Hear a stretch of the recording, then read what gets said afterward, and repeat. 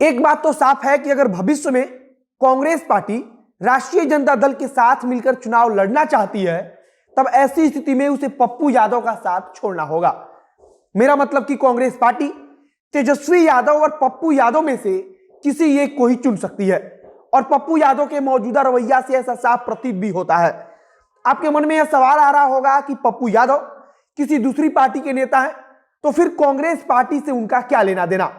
लेकिन उपचुनाव में अगर आपको याद होगा तो पप्पू यादव ने कांग्रेस पार्टी का समर्थन किया था, और यह खबर लगभग पक्की है कि पप्पू यादव बहुत जल्द कांग्रेस पार्टी का हिस्सा भी बन जाएंगे। यह भी हो सकता है कि कांग्रेस पार्टी को अगर किसी प्रकार का फायदा ना दिखे, तब पप्पू यादव को कुछ समय के लिए अभी अपने से दूर रख सकती है। लेकिन जो जानकारी आई थी उसके मुताबिक पप्पू यादव कांग्रेस पार्टी के साथ आएंगे। इसी के साथ पप्पू यादव और कांग्रेस पार्टी के बीच बातचीत हुई थी। तेजस्वी यादव को पप्पू यादव देखना नहीं चाहते हैं, तो दूसरी तरफ राष्ट्रीय जनता दल पप्पू यादव को देखना नहीं चाहती है। और यह सब कुछ पिछले कुछ समय से इन दोनों पक्षों की तरफ से आ रहे बयानों से साफ तौर पर दिख रहा है। और उपचुनाव के परिणाम आने के बाद भी पप्पू यादव लगातार तेजस्वी यादव पर निशाना साध रहे हैं। अब एक तरफ तेजस्वी यादव है तो दूसरी तरफ पप्पू यादव है, और बीच में एक कांग्रेस पार्टी है। और कांग्रेस पार्टी इन दोनों में से किसे चुनेगी, यह एक बड़ा सवाल है। अब नमस्कार, मेरा नाम है मोहित कुमार सिंह और आप देख रहे हैं हमारा विशेष कार्यक्रम एक्सप्लेनर।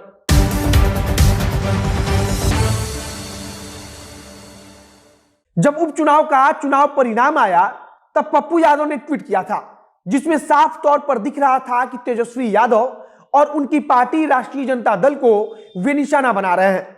पप्पू यादव की तरफ से लिखा गया था कि जन्म कुंडली के भरोसे राजनीति नहीं हो सकती, जमीन पर उतरना होगा, लड़ना होगा।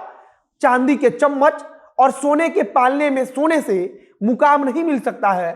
इसके बाद पप्पू यादव की तरफ से लिखा गया कि कुर्सी का ख्याली पुलाव पकाने और जाति के आधार पर वोट का गुणागणित बिठाने पर धक्का लग ही जाएगा ना। अब यहां चांदी के चम्मच और सोने के पालने वाली बात पप्पू यादव किसे बोल रहे हैं, यह समझना सबके लिए आसान है।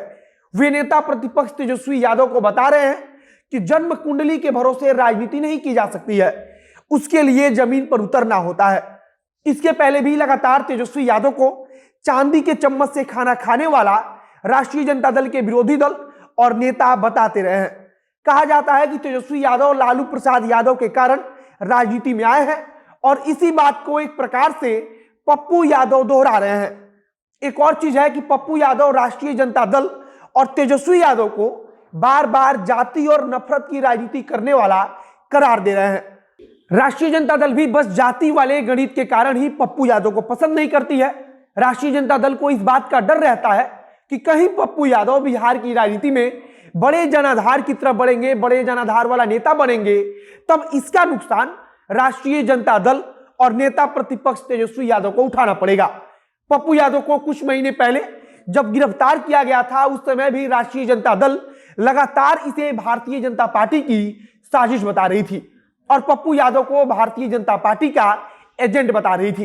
राष्ट्रीय जनता दल का कहना था कि जो असल मुद्दा है उससे भटकाने के लिए यह सब कुछ किया जा रहा है। पप्पू यादव ने कांग्रेस पार्टी को लेकर कहा कि बिहार को आज एक ताजा हवा के झोंके जैसा जन पक्षधर राजनीति चाहिए, और इसके लिए कांग्रेस पार्टी को गंभीरता पूर्वक प्रयास भी करना चाहिए। लेकिन यहां भी पप्पू यादव राष्ट्रीय जनता दल को जातीय दंभ और विद्वेष की घिसी पिटी राजनीति करने वाला करार देते हैं। मतलब कि पप्पू यादव भले ही कांग्रेस पार्टी में शामिल होना चाहते हैं, लेकिन राष्ट्रीय जनता दल और तेजस्वी यादव से किसी भी प्रकार से समझौता करना नहीं चाहते हैं। कांग्रेस पार्टी की राजनीति पिछले कुछ समय से किसी के समझ में नहीं आ रही है, क्योंकि राज्य में कांग्रेस पार्टी राष्ट्रीय जनता दल का विरोध कर रही है, तो केंद्रीय नेतृत्व इस मामले में एकदम चुप्पी साधे हुए है। राष्ट्रीय जनता दल के सुप्रीमो यह दावा कर देते हैं कि उनकी बातचीत कांग्रेस पार्टी के अध्यक्ष से हुई है, लेकिन राज्य कांग्रेस के नेता इस बात को भी झुठला देते हैं, और केंद्र की नेताओं की तरफ से कुछ भी नहीं कहा जाता।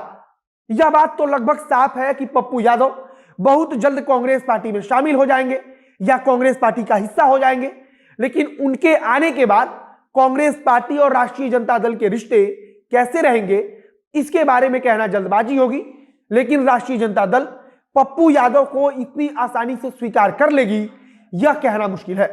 पप्पू यादव को इस समय एक मजबूत साथी की जरूरत है और उन्हें लगता है कि कांग्रेस पार्टी उनके इस जरूरत को पूरा कर सकती है और कांग्रेस पार्टी को भी बिहार में पप्पू यादव जैसे जमीन से जुड़े नेताओं की खास जरूरत है। बाकी आगे देखना होगा कि बिहार की राजनीति किस प्रकार से करवट लेती है और महागठबंधन की राजनीति कैसे आगे बढ़ती है। इस वीडियो को यहीं समाप्त करते हैं। आगे अगर कुछ नई जानकारी आएगी तो उसे हम आप तक पहुंचाएंगे। वीडियो फेसबुक पर देख रहे हैं तो पेज को लाइक कर लीजिए तथा यूट्यूब चैनल को सब्सक्राइब कीजिए। मिलते हैं फिर बहुत जल्द अगले वीडियो में। कैमरे के पीछे खड़े ओम प्रकाश और मैं मोहित कुमार सिंह। बहुत बहुत धन्यवाद।